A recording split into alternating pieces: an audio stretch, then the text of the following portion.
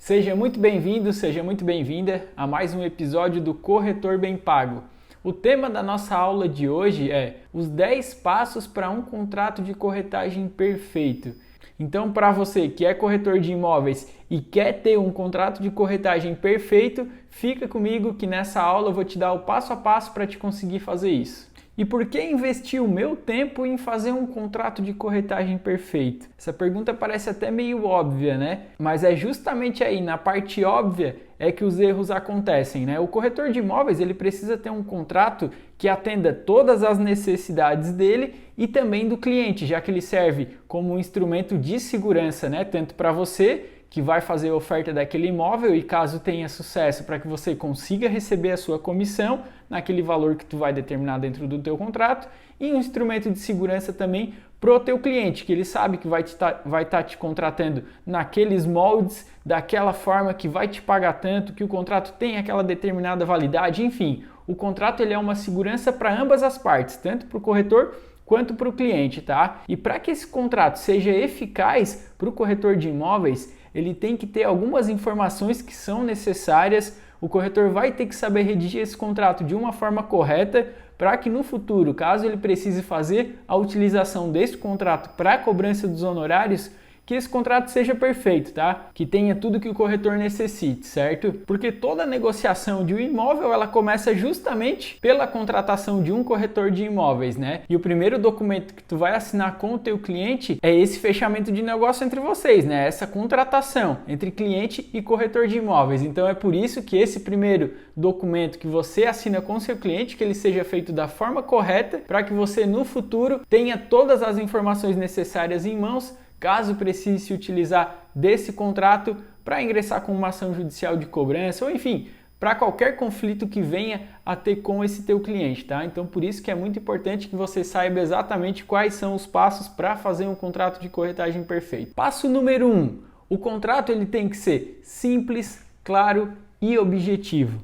Cada uma dessas palavras aqui, simples, claro e objetivo, eu poderia fazer cada uma como um passo em separado, só que eu resolvi colocar todas elas juntas nesse primeiro passo, porque eu entendo que essas três coisas elas estão interligadas, tá? Todas essas palavras aqui, o contrato simples, claro e objetivo, elas andam juntas, então foi justamente por isso que eu coloquei todas elas juntas aqui dentro desse primeiro passo, certo?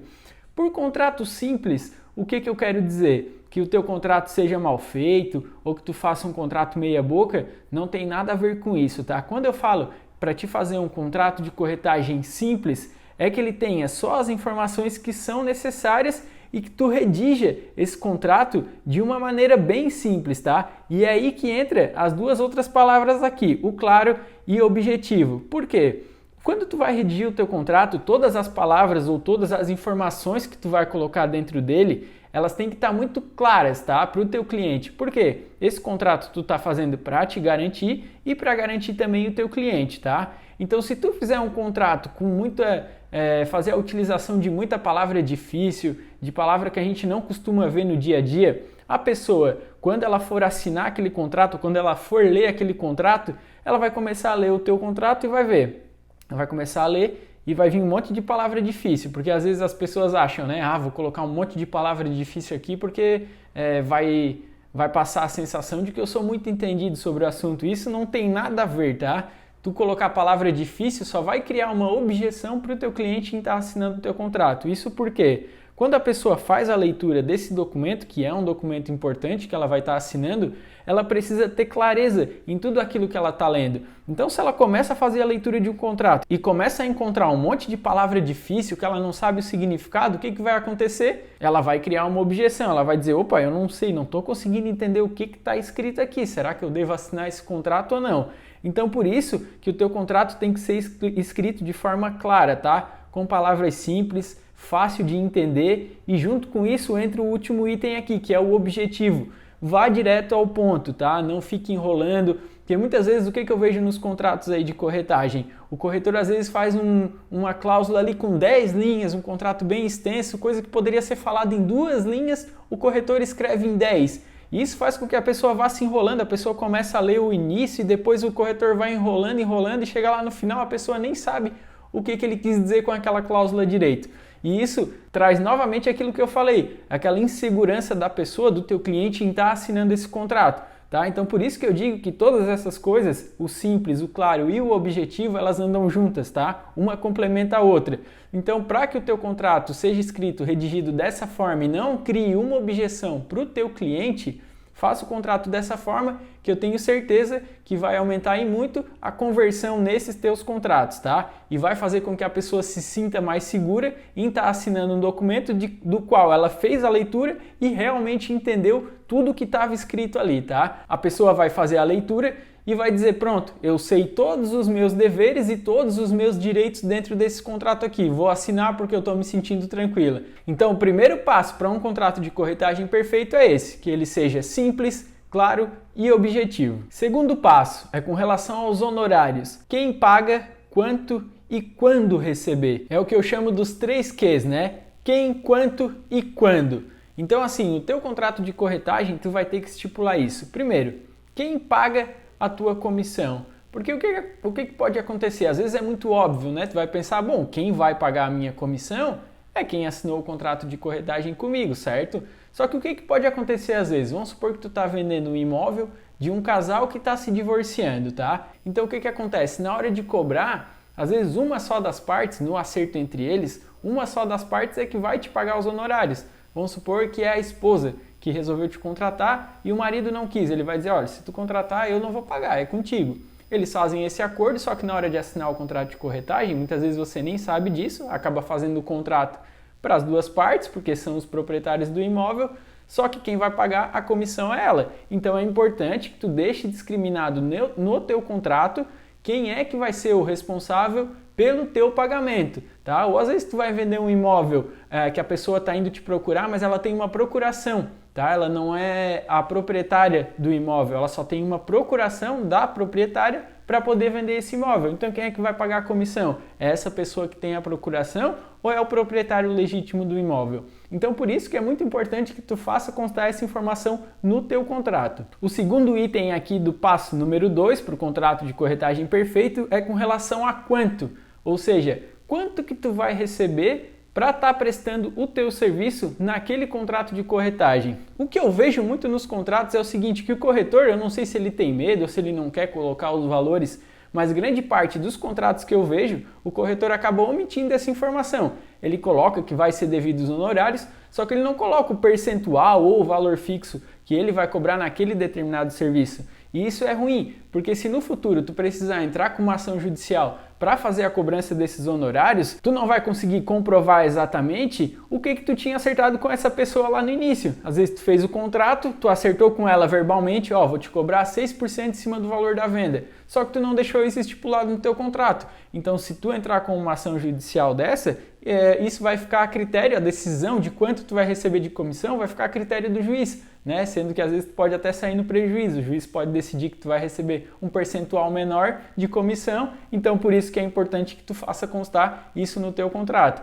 Então se tu vai cobrar a tua comissão em cima de uma porcentagem do valor de venda do imóvel, deixa lá discriminado na cláusula. Olha, para esse determinado trabalho eu vou cobrar tantos por cento em cima do valor de venda desse imóvel. Ou se tu for fazer a cobrança da tua comissão em um valor fixo, tu também deixa determinado. Olha, vou cobrar aqui 15 mil reais para fazer a venda desse imóvel, tá? Independente do valor pelo qual ele seja comercializado. Enfim, deixa sempre o valor estipulado para que isso não seja objeto de discussão entre você e o seu cliente no futuro.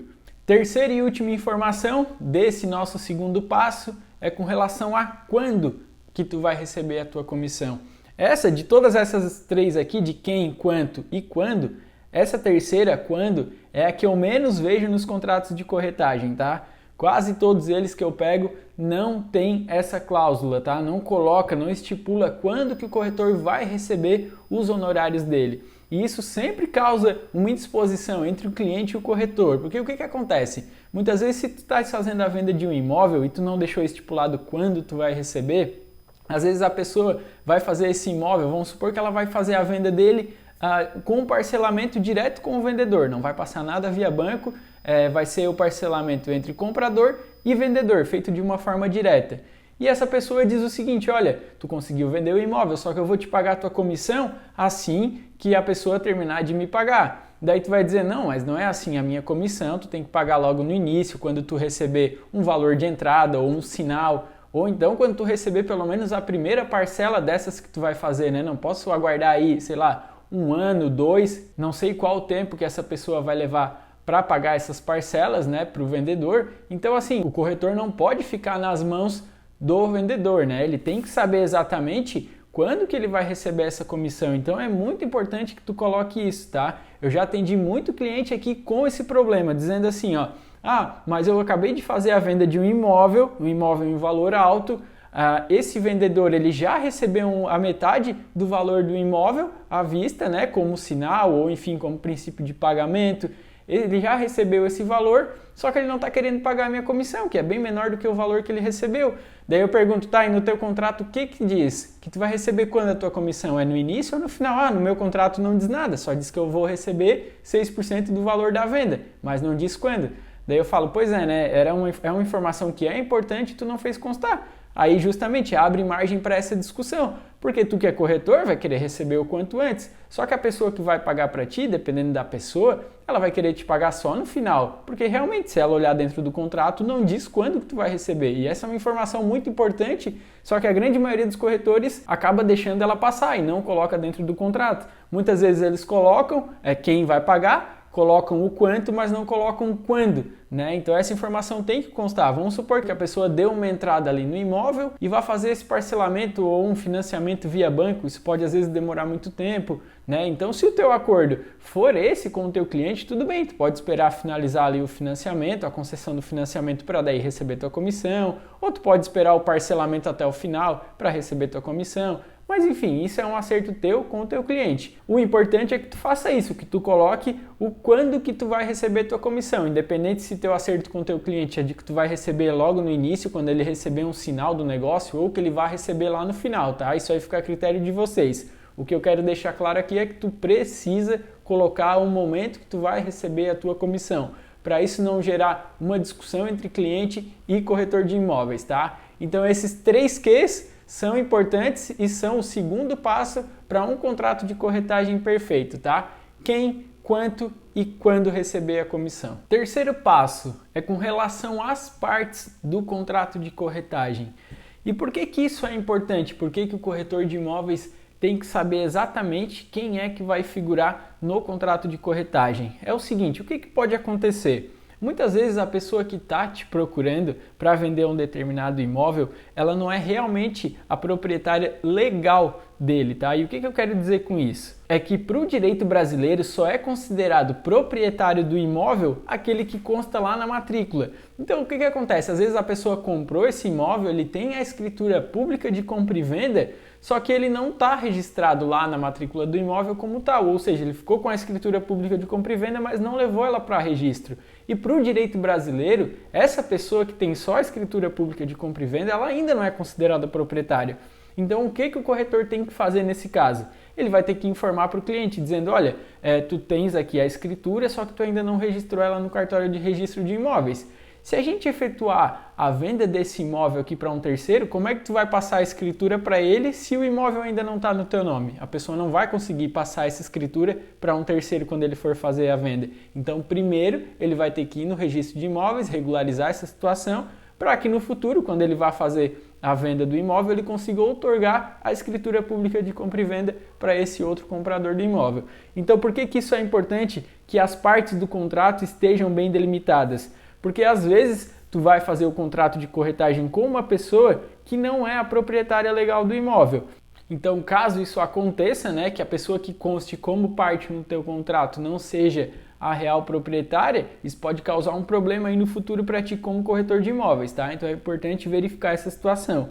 Outra coisa que pode acontecer com isso, tá? Com relação à venda do imóvel. Vamos supor que a pessoa que chega até o corretor de imóveis para que ele ofereça um determinado imóvel, que ele não seja o proprietário legal. Até citei esse caso antes, né? Então vamos supor que essa pessoa chegou para ti dizendo aqui, ó, eu tenho um imóvel para vender na localidade tal, só que é o seguinte, eu não sou o proprietário do imóvel, mas eu tenho aqui uma procuração que me dá direito a poder vender esse imóvel. Então aí o corretor tem que ficar de olho bem aberto, porque isso pode ser utilizado como uma fraude para estar enganando o corretor de imóveis e essa pessoa consiga vender esse imóvel, tá? Então eu tenho duas dicas aqui para te passar, que até foge um pouquinho do tema aqui das partes do contrato, mas que é importante o corretor saber. Então a primeira dica com relação a essa procuração, a primeira coisa que o corretor precisa analisar, caso apareça um caso desse aí para vocês, é o seguinte: tu precisa analisar essa procuração, ler ela com muita calma e verificar se realmente essa procuração que essa pessoa tem, se ela concede poderes para que ela possa estar vendendo esse imóvel. Porque o que acontece? Quais os casos aqui que eu já vi e que foram motivo de fraude, né? Muitas vezes aquela procuração, ela fala daquele determinado imóvel, tem realmente o nome daquela pessoa que está te procurando, só que ela fala daquele imóvel e ela concede poderes só para essa pessoa poder representar ela, vamos supor, perante um órgão público, às vezes com relação à prefeitura, IPTU, alguma coisa assim, com relação a esse imóvel que tem que ser visto, e a pessoa utiliza daquela procuração, às vezes o corretor faz a leitura e não consegue distinguir se ela tem ou não poderes específicos para isso, ou às vezes acaba não dando importância, só vê os dados do imóvel, dados do proprietário e aquela pessoa que está com a procuração em mãos e acaba vendendo esse imóvel dessa forma, tá? Então essa é a primeira coisa que o corretor precisa verificar, se aquela procuração realmente dá poderes para aquela pessoa poder vender aquele imóvel. Segunda dica com relação à procuração e que também é muito importante: o corretor de imóveis, quando pegar, depois de analisar ali se tem ou não poderes específicos para poder fazer aquela venda, segunda coisa que ele precisa analisar é se essa procuração ela ainda possui validade ou não. Porque existem dois casos. Primeiro, às vezes tu pega uma procuração e tu vai verificar que ao final dela é estipulado um prazo de validade. Vamos supor, eu estou fazendo uma procuração aqui para ti, aí eu coloco lá no final, a procuração tem um prazo de validade de 90 dias. Se tu verificar, quando pegar uma procuração dessa, que esse prazo já se passou, tu sabe que ela já não tem mais validade, tá? E tem muita gente que nem verifica prazo de validade em procuração, e isso é muito importante. E se acontecer dessa procuração ainda não ter passado o prazo de validade, ou que ela tenha sido feita sem validade nenhuma, porque acontece isso também, tá? A procuração muitas vezes ela pode ser feita e não ser colocado nenhum prazo de validade nela, ou seja, ela vai sendo vigente. E o que o corretor de imóveis tem que fazer nesse caso? Tu pega essa procuração, entre em contato com o cartório que emitiu essa procuração e tu pergunta: olha, eu estou com um documento aqui em mãos, uma procuração, tem como vocês consultarem e verificar se ela ainda é válida, se ela ainda é vigente? Porque o que pode acontecer, e esse é o principal caso onde eu já vi acontecer vários golpes com relação a isso, tá? Onde o corretor de imóveis é enganado e a pessoa consegue vender um imóvel da qual a procuração nem tinha mais validade. O que acontece? A procuração ela vai continuar existindo, o documento em si, o papel, né? Porque o que acontece? Tu vai no cartório, faz a procuração e tu entrega para a pessoa, tá aqui para te me representar. E às vezes ela vai lá, só que o que acontece? Eu posso ir lá no dia seguinte, eu que dei a procuração aqui para o fulano, eu posso dizer: olha, aquela procuração que eu fiz eu quero revogar, ela não tem mais validade. Só que o documento em si, ele vai continuar lá na mão daquela pessoa que eu entreguei, só que ela não tem mais validade. Tá ali escrito no papel, porque é o documento, não tem como eu ir lá e arrancar dela, me dá aqui essa procuração que ela não tem mais validade. Não, o documento vai continuar com ela, só que ele já não tem mais validade, porque eu já fui no cartório e disse: ó, aquela procuração que eu fiz lá para aquele rapaz, ela não tem mais validade, tá? Não tem mais vigência, eu não quero mais conceder aqueles poderes para ele. Então ela vai ser revogada. Tá? Então essa pessoa tem o documento, só que ele não tem mais validade. E o que já aconteceu com alguns clientes que eu já atendi aqui, com alguns corretores de imóveis? Eles chegam até mim e dizem: ó, eu acabei de fazer essa negociação aqui, só que agora a pessoa está reivindicando o imóvel porque disse que a procuração não era válida. Como é que eu ia saber disso? Agora eu fiz a negociação porque eu vi, ele me mostrou a procuração, estava tudo certo, registrado em cartório.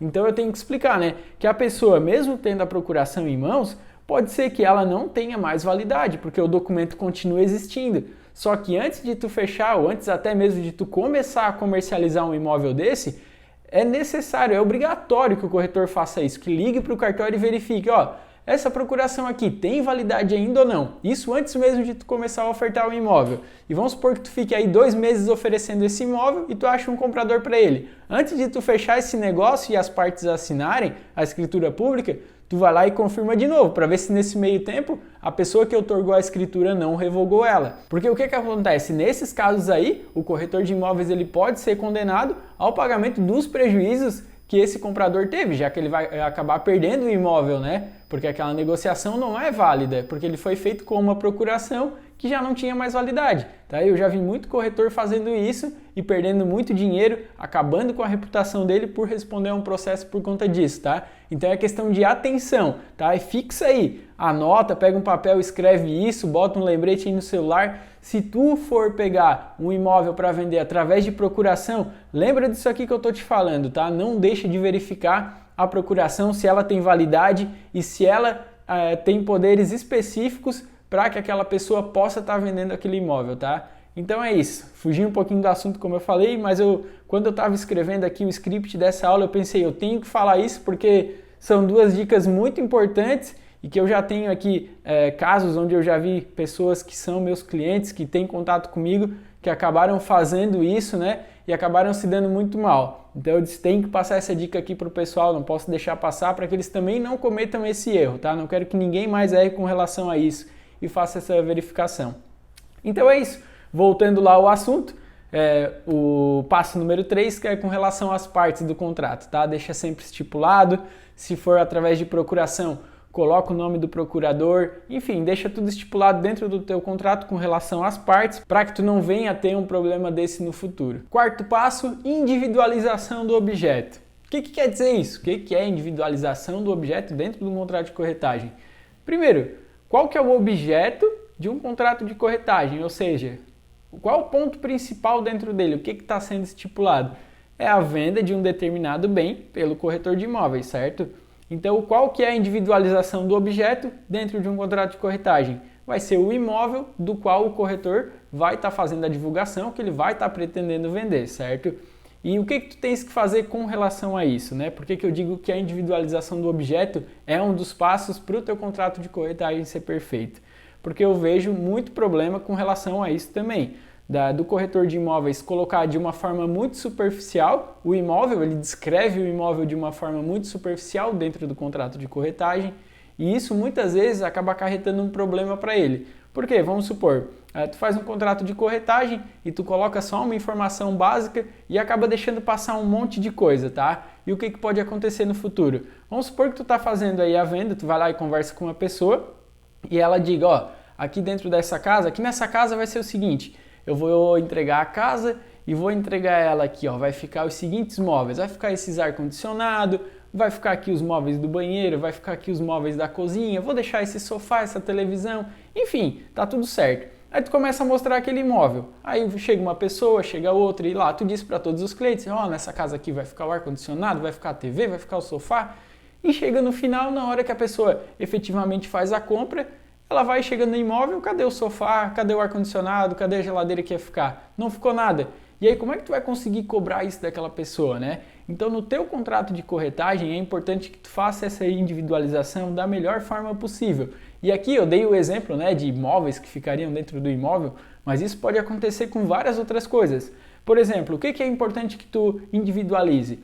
Se é um apartamento, colocar o número da matrícula, qual que é a metragem exata, ou se não tiver metragem exata, a mais aproximada possível da realidade desse imóvel. Se é um apartamento, se ele tem box de garagem, qual que é o número desse box de garagem, aonde que ele fica localizado, se é no subsolo, se é no térreo, enfim, coloca todas as informações, discrimina tudo. E como eu falei, se é um imóvel que vai ficar com móveis dentro, discrimina também quais são os móveis, qual o estado deles, né, onde eles se encontram. Se possível, bate uma foto para que tu consiga comprovar o estado que eles se encontram no momento, tá?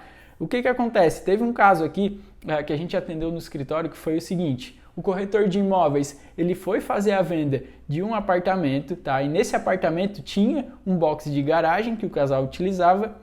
Quando eles chamaram o corretor, eles mostraram o imóvel para o corretor, o apartamento, o corretor viu e ele começou a anunciar. Ele achou um comprador para esse imóvel depois de algum tempo e quando chegou na fase de fazer o contrato, quando a pessoa foi verificar, porque o box de garagem ele tinha uma matrícula separada da do imóvel, né? Então, quando o corretor fez o contrato ali, mandou para as partes, o advogado do comprador verificou que no contrato não constava o box de garagem, tá? E o corretor daí foi perguntar, pediu para eles, altera o contrato e coloca aqui o box de garagem. E o casal que estava vendendo o apartamento falou o seguinte, não, mas o box de garagem a gente não vai vender, a gente quer vender só o apartamento, o box de garagem não. Porque eles trabalhavam ali perto e eles queriam continuar usando aquela vaga para deixar o carro e trabalhar a pé, porque era pertinho. Só que eles iam estar se mudando, né? Eles queriam então vender só o apartamento e deixar a vaga de garagem ali para eles continuar utilizando. Só que eles não falaram isso para o corretor. E o corretor achou, né, por óbvio, que aquela vaga de garagem também ia. Então, olha o transtorno que isso tudo causou. Esse pessoal ali que estava comprando o imóvel acabou desistindo, né? Porque eles não queriam o imóvel, para eles não era interessante um imóvel sem uma vaga de garagem. Eles iam ficar sem ter onde guardar o carro, né? Não fazia muito sentido. Então, o corretor ele passou muita vergonha nesse caso, porque ele teve que se explicar, né? Dizendo para os clientes dele, olha, eu não sabia. Enfim, ficou um negócio bem chato. Então, se ele tivesse feito essa individualização lá no início, colocado, tô vendendo o apartamento, unidade número tal, de matrícula número tal, com tamanho tal, que fica localizado no 10º andar, enfim, com box de garagem número tal. Se ele tivesse deixado tudo discriminado, esse problema não ia ter acontecido. E essa parte que eu falei para vocês dos móveis também acontece muito, né? A pessoa o corretor vai e diz, aqui vai ficar essa geladeira, esse sofá, e chega na hora a pessoa acaba tirando. Eu lido com o corretor diariamente, eu sei como é que é. Eu sei que os clientes muitas vezes fazem isso, né? Na hora que tu vai mostrar o imóvel é uma coisa, na hora de entregar já é outra, começa a tirar ou troca aquele objeto que tinha por um muito pior. Vamos supor, tem uma televisão, vou deixar essa TV aqui de 50 polegadas. Chega lá na hora, tem uma TV de 29 polegadas, uma TV mais velha. Enfim, a gente sabe que esse tipo de coisa, se tu é corretor de imóveis, tu sabe do que eu tô falando, né? E provavelmente já deve ter acontecido contigo. Então, assim, deixa discriminado o máximo possível para evitar dor de cabeça. Além de te evitar uma dor de cabeça, vai evitar um desgaste entre você e o seu cliente, né? Porque tu vai ter que chegar nele e vai dizer, mas como é que era? Assim, assim, assim, agora tu tá tirando as coisas. Não que isso vai evitar disso acontecer, isso pode acontecer, mas pelo menos tu vai ter documentado que aquilo que tu tá passando para um possível comprador, que é verdade, porque aquela pessoa que é o vendedor do imóvel assinou o teu contrato dizendo que lá ia ficar a TV, lá ia ficar o sofá, então não é o corretor que vai passar por mentiroso, né? E sim a pessoa que vai estar vendendo o imóvel. Então é importante tu fazer a individualização do objeto por conta disso. Quinto passo, que seja um contrato executável. E o que eu quero dizer com isso, né? Com contrato executável? Vamos supor que tu faz toda a transação, da qual tu foi contratado para fazer, e chega ao final a pessoa não quer pagar a tua comissão. O que tu vai ter que fazer? Vai ter que entrar com uma ação judicial para a cobrança dos teus honorários, certo? Para que tu consiga entrar com uma ação direta de execução, é necessário alguns requisitos dentro do teu contrato. E se não tiver, tu não vai conseguir entrar diretamente com a ação de execução para cobrança, certo? Então eu vou te passar aqui quais que são esses requisitos para que tu comece a fazer aí nos teus contratos e não erre mais, tá? Para que tu tenha um contrato executável em mãos. Então tá, Marco, agora eu já sei que o meu contrato precisa ser executável, mas o que eu tenho que fazer para isso acontecer? Eu vou ler aqui para vocês o artigo 784 do Código Civil, inciso 3, tá? Vamos lá. São títulos extrajudiciais, para o inciso 3º. O documento particular assinado pelo devedor e por duas testemunhas. Então é nesse caso o contrato de corretagem.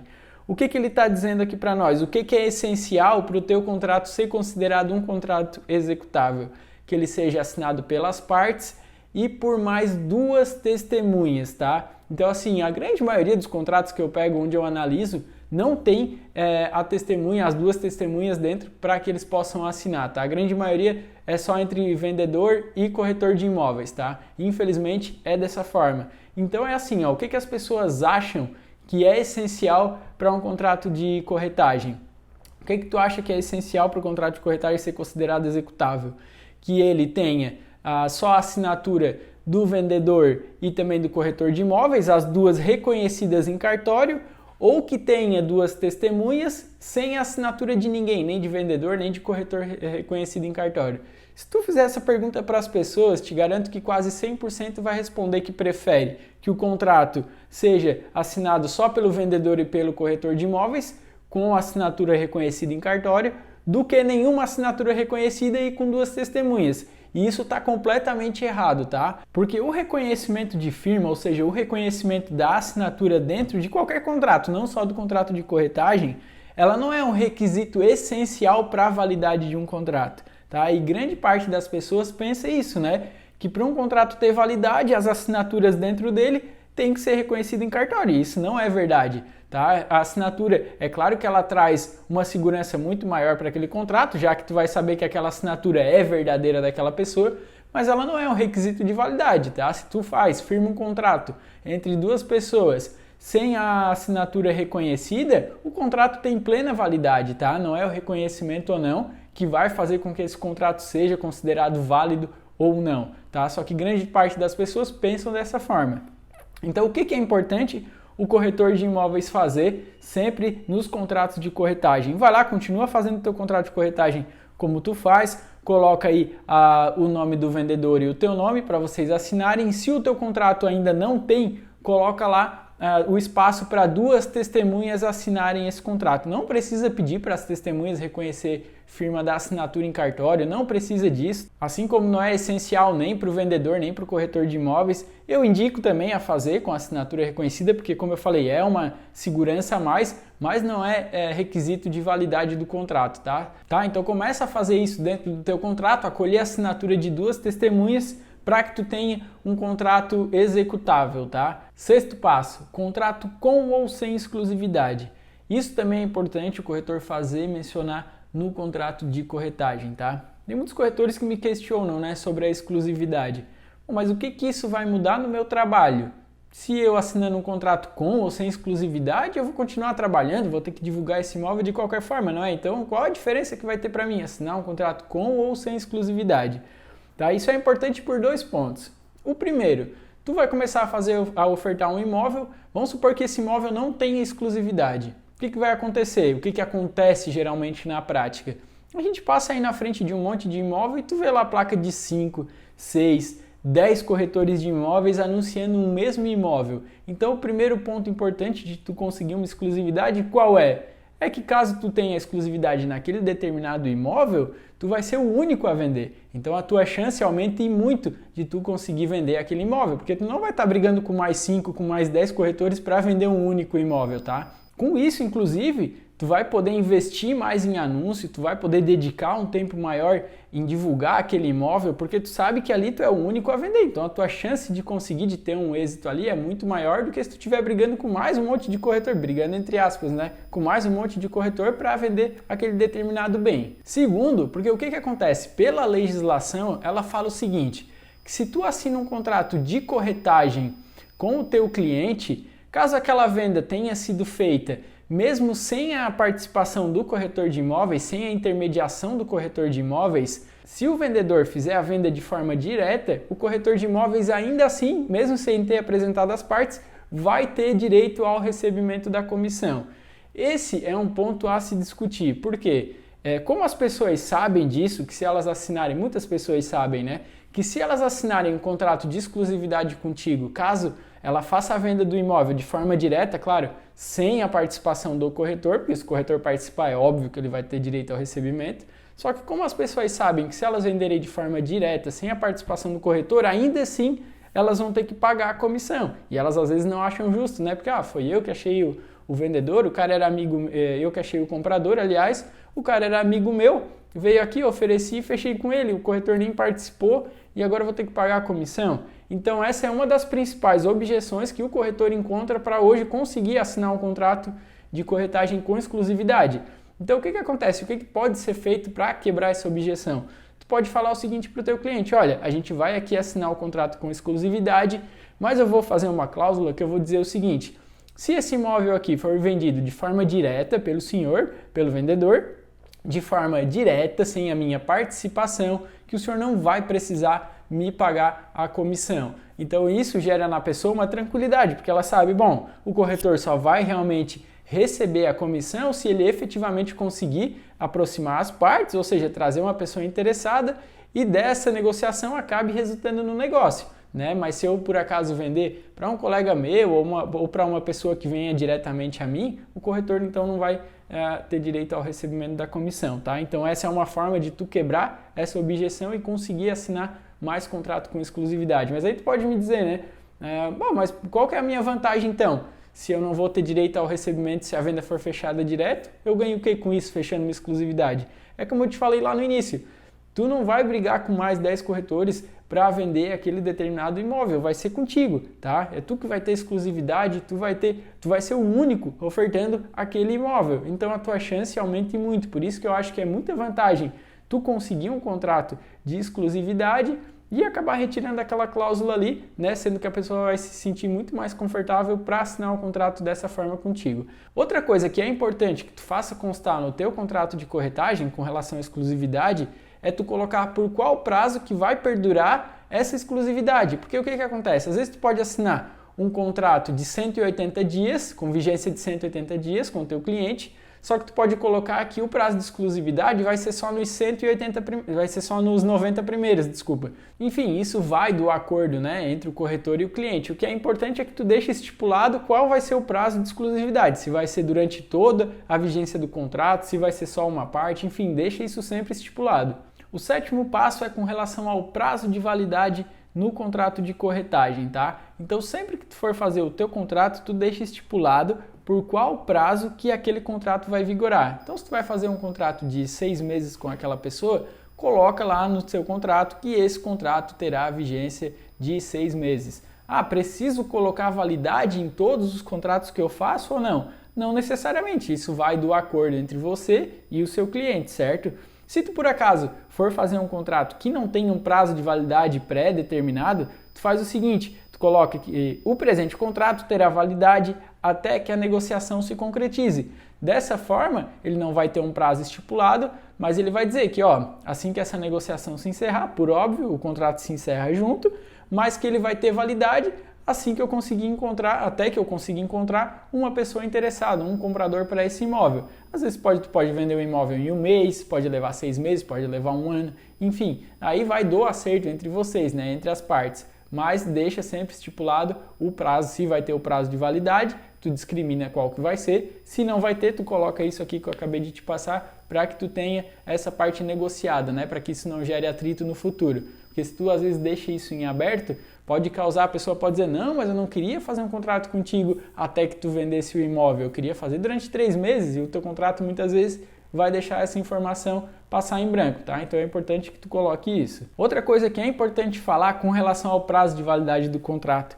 O que acontece? Provavelmente já aconteceu contigo que está me ouvindo e é corretor de imóveis, eu tenho certeza que já deve ter acontecido. Se não aconteceu contigo, aconteceu com alguém que tu conhece. Ou se tu é corretor, se não aconteceu, vai acontecer ainda.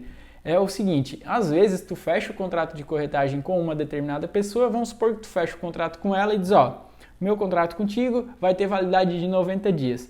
Tu vai lá e leva várias pessoas, uma dessas pessoas fica realmente interessada no imóvel. E ele vê, começa uma tratativa ali de negociação, só que daqui a pouco, do nada, essa pessoa diz assim, não, eu não quero mais esse imóvel, vou deixar, vou esperar mais um pouco, quem sabe mais pra frente. E tá, e a negociação esfria, tu esquece e daqui a pouco passa os 3 meses do teu contrato e tu não vai estar mais ofertando aquele imóvel, porque já acabou teu contrato, né, com aquela pessoa. E daqui a pouco tu passa na frente daquele determinado imóvel que tu estava oferecendo, ou tu fica sabendo através de um terceiro que aquela pessoa tá morando naquele imóvel que foi tu que mostrou para ela e ela te falou que não queria mais porque resolveu esperar, enfim. E tu vai saber o que aconteceu. As pessoas, né, as partes, o vendedor e o comprador, eles esperam passar o término do prazo do teu contrato de corretagem para fechar a venda por fora, pensando que, fazendo dessa forma, eles vão economizar o dinheiro que pagariam ao corretor de imóveis e acabam fechando o negócio por fora, né? Para burlar e tentar não te pagar a tua comissão. Então, assim, esse é um dos casos que mais acontece com corretor de imóveis, pelo menos dos que eu atendo aqui. Eu creio que deva ser algo generalizado, né? Porque eu atendo os corretores e todos que eu atendo já têm um caso, já passaram alguma vez por um caso desse. Então, assim, se isso acontecer contigo, tu tem que saber que tu tens o direito sim ao recebimento da comissão, tá? Se tu fez todo o teu trabalho, óbvio, não vai depender somente disso, né? Tem uma série de outras coisas. Mas o que as pessoas acham é que acabou o prazo de validade do contrato que eu tinha com o corretor, pode vir aqui agora e fechar direto comigo que a gente não precisa mais pagar a comissão.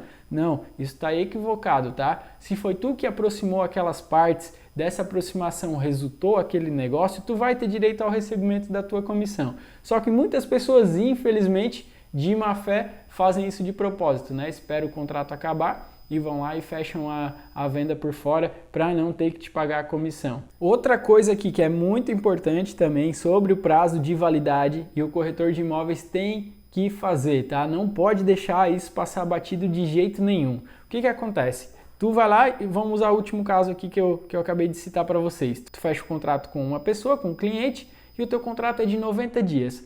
Passados os 90 dias, tu entra em contato com o teu cliente dizendo, olha, o nosso contrato aqui de corretagem, ele acabou, a validade dele já passou, mas tu vai querer continuar aqui, tu vai querer continuar com esse contrato para que ele seja vigente ainda, ou seja, para que eu possa continuar oferecendo o teu imóvel? A pessoa vai dizer, não, eu estou gostando do teu trabalho, tu já trouxe bastante gente aqui para ver o imóvel, vamos dar continuidade sim. Só que o que o corretor faz nesse caso? Ele não deixa isso documentado, muitas vezes ele faz isso só de forma verbal, né? Ele liga para o cliente e fala, vamos dar continuidade nesse contrato, e a pessoa diz, vamos, e fica por isso mesmo. Só que o teu contrato no papel já acabou a validade. Se tu não deixar isso documentado, corre o risco de, se tu efetuar a venda desse imóvel e a pessoa por algum motivo não te pagar a comissão, de que tu não consiga receber. Até teve um caso, teve uma aula que eu gravei e que já está postada ali no meu canal, tem aqui também no Instagram, no Facebook, enfim.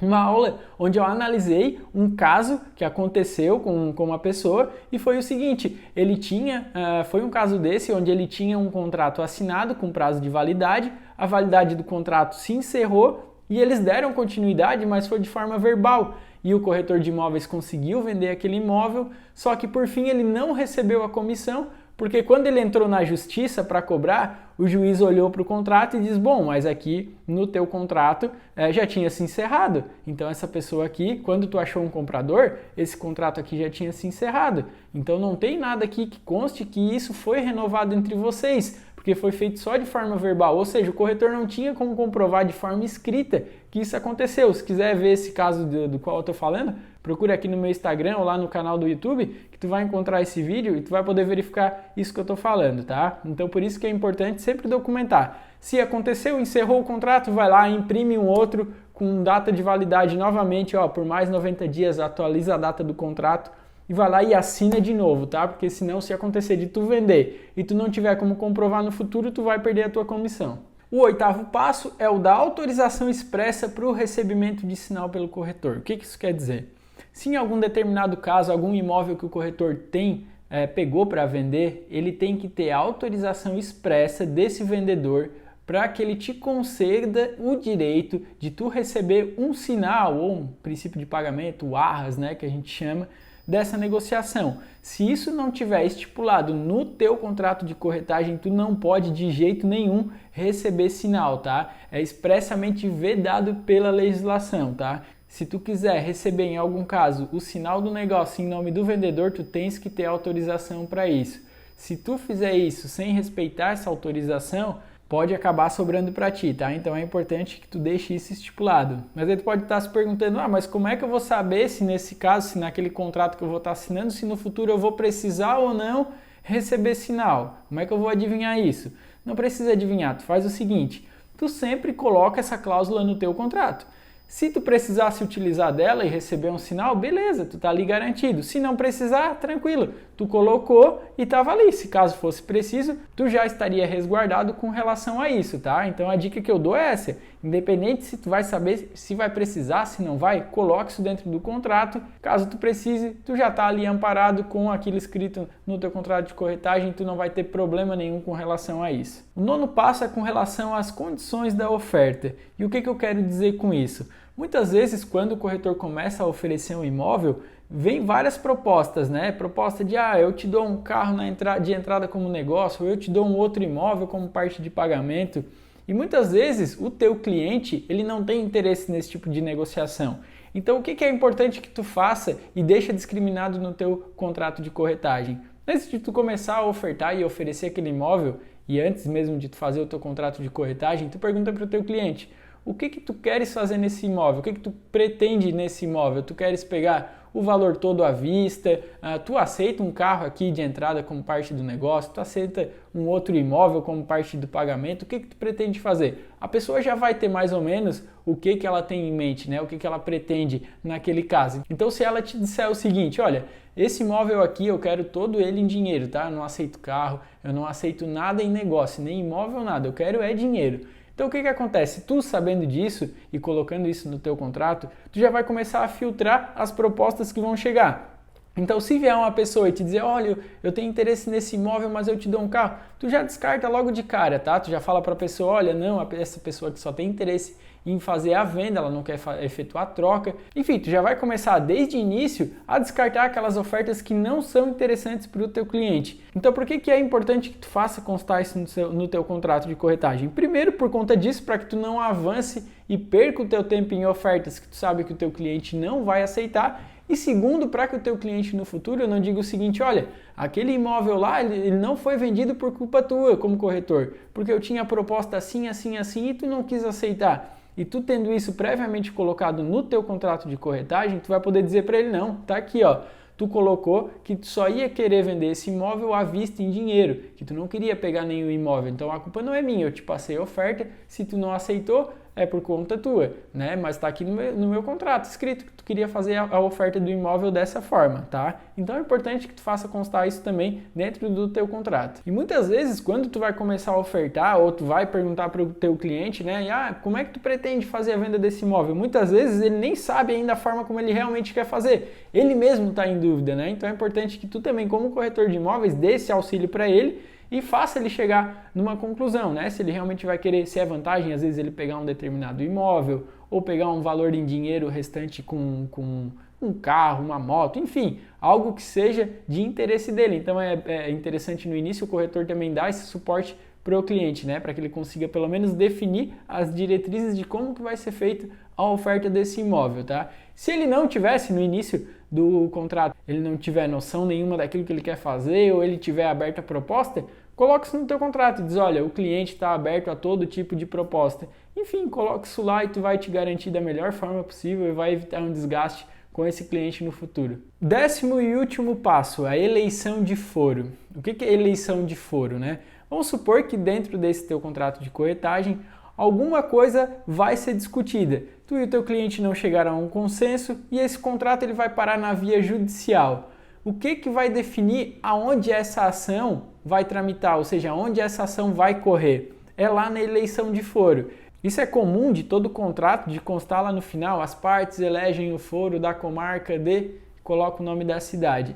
E por que isso no contrato de corretagem é importante? Às vezes pode estar me falando, mas isso aí é uma besteira. Para quê? Isso aí não precisa falar, todo contrato de corretagem tem isso.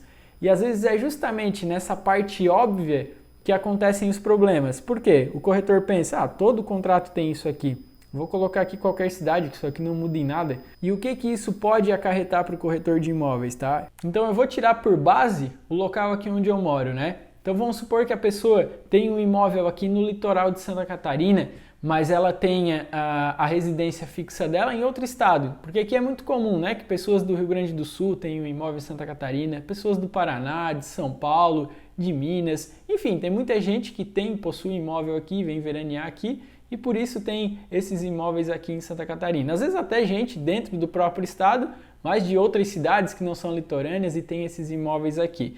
E o que acontece nesses casos? Vamos supor que uma dessas pessoas que tenham um imóvel aqui, mas que não residam lá no local, que só passam um veraneio, ela te procura, só que ela reside lá em São Paulo. Ela diz, olha, eu tenho um imóvel para vender aqui na determinada cidade, tu pode vender para mim? Posso, só que eu resido em São Paulo, tá? Então tu faz o contrato e manda para nós assinarem. O que o corretor faz? Ele faz o contrato e na hora de eleger o foro, ou seja, caso aquele contrato tenha algum problema judicial, onde que ele vai correr, ele acaba colocando a cidade onde o proprietário do imóvel reside. Então, se ele reside lá em São Paulo, o corretor coloca, vou botar São Paulo aqui para agradar esse meu cliente, para que ele não fique receoso em assinar o meu contrato, caso eu coloque aqui a minha cidade. Ele coloca achando que não vai ter nenhum problema, só que caso venha a ocorrer alguma situação que esse contrato vá parar na via judicial, o corretor vai ter que ajuizar essa ação lá no estado de São Paulo. Então o que acontece? O corretor vai ter um custo muito excessivo com relação a isso. Vamos supor que nesse caso tenham 3 audiências, tá? Para resolver o conflito. Então terão 3 audiências no estado de São Paulo. Então o corretor vai ter que se deslocar aqui de Santa Catarina até São Paulo, pagar passagem de avião, hotel, contratar um advogado que ele não conheça, né? Já que vai estar fora do estado dele, de uma cidade onde ele não conhece, para entrar com um processo ou para ter que se defender de um processo, né? Então tu olha o custo que tudo isso vai causar e é uma coisa bem simples. Se tu como corretor de imóveis está fazendo o contrato, coloca a eleição de foro na tua cidade ou uma cidade próxima na tua região, tá? Só coloca o foro do domicílio da pessoa, caso ela exige, seja uma das exigências dela, e caso isso também não vá te trazer nenhum ônus, né? Um ônus muito grande com relação a isso. Então tem que avaliar essa situação, tá? Para que tu não seja prejudicado no futuro, porque às vezes você faz para acabar agradando o teu cliente e isso acaba sendo muito prejudicial para ti, tá? Parece até bobagem, né? A gente tá tendo que falar dessa parte, só que eu já vi muito caso desse também acontecer, onde o corretor acaba colocando para agradar e depois tem um custo muito grande, né? Então assim, como eu falei, às vezes é nas pequenas coisas, é nas coisas que parecem mais óbvias que causam os maiores problemas, né? Então é importante que tu fique atento a isso também. Então é isso, pessoal. Esses são os 10 passos que eu considero essenciais para que tu faça um contrato de corretagem perfeito, tá?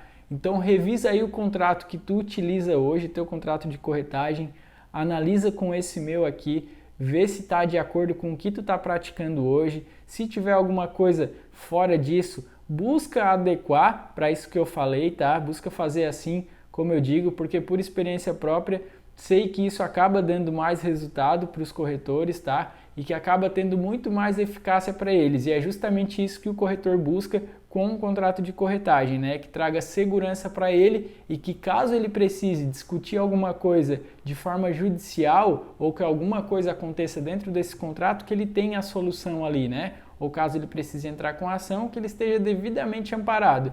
Então são esses os pontos que eu considero importantes que você coloque no seu contrato de corretagem para que tu não tenha um problema no futuro por alguma falta de informação que era necessária e por acaso tu deixou passar dentro do teu contrato, tá? Então para vocês que assistiram aqui até o final, eu vou disponibilizar um e-book que eu fiz com relação a esse assunto, onde eu explico cada um desses 10 passos de forma mais detalhada, tá? Onde eu trago exemplos, enfim, esse e-book vai estar disponível no meu canal do Telegram, então para quem quiser ter acesso a esse documento, que eu recomendo fortemente que você faça isso, que tem esse documento aí arquivado, salva ele, lê, faz a leitura, junta com tudo que tu absorveu aqui, tá? E aplica aí no teu contrato de corretagem. Então, se tu quiser ter acesso a esse documento, é só entrar no nosso canal do Telegram.